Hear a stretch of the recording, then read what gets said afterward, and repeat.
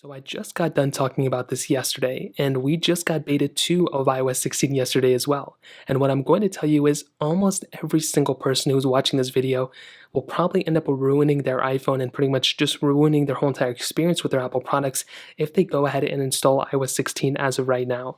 Now, even on beta 2, I'm definitely going to tell you it's a pretty big improvement from the previous version of software, which I'm really happy about. On iOS 16 beta 1, there were still a lot of things that Apple needed to perfect in a way.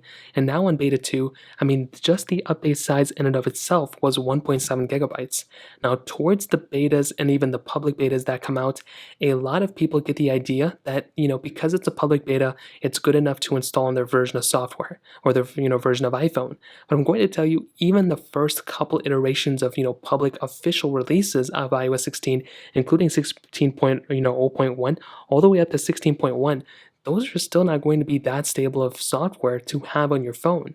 So the first thing I'd recommend doing is to completely, by all means, avoid installing the beta on your specific iPhone. Whether you have an iPhone 12 Pro like I have here, the 13 or 13 Pro, any iPhone that you have, especially the older ones, I would recommend avoiding installing iOS 16 on any of those iPhones.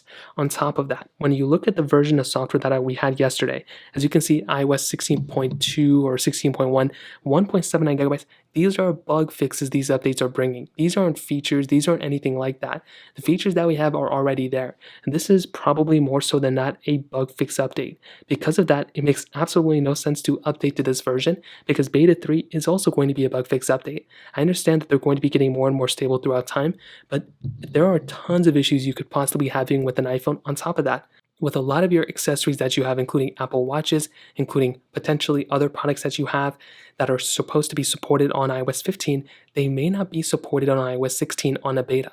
A lot of features are still not working within iOS 16 as well. So even though we could potentially be having a ton of features built in and so many other things within the iOS beta world, it still doesn't make any sense to install this version of software. It's going to potentially brick your phone. It could do lots of other issues all over the place. I feel like my battery health just went down. I think it was on 88%, now 87%. So there's a lot of things that can go wrong. But because of all that, I would recommend you to install the latest version of iOS 15 or the official release when you're installing your specific phone. Installing a beta, like I mentioned, you're just asking for trouble. If you have a beta profile on your phone, and if it's your main device, I would probably recommend deleting it. However, if you have a side device, let's say you have an iPhone 8 laying around, you have like an iPhone XS that you're not using anymore, well then by all means go for it. If it's not your main device, then it really doesn't matter. But if you're rocking this on your main device, there are tons of issues, tons of bugs, and honestly, you could put yourself in a really weird situation where you may have to go ahead and factory reset your phone if something goes wrong, and it may not even end up working. You may not even have all your data backed up either. So that's some other stuff I'd recommend avoiding. If you have any other thoughts or questions, please let me know in the comment section below. Hit the like button, that would mean so much, but definitely hit that subscribe button. More importantly than everything else, I love every single one of you guys. Hopefully I'll catch you guys in the next video. Peace out till then.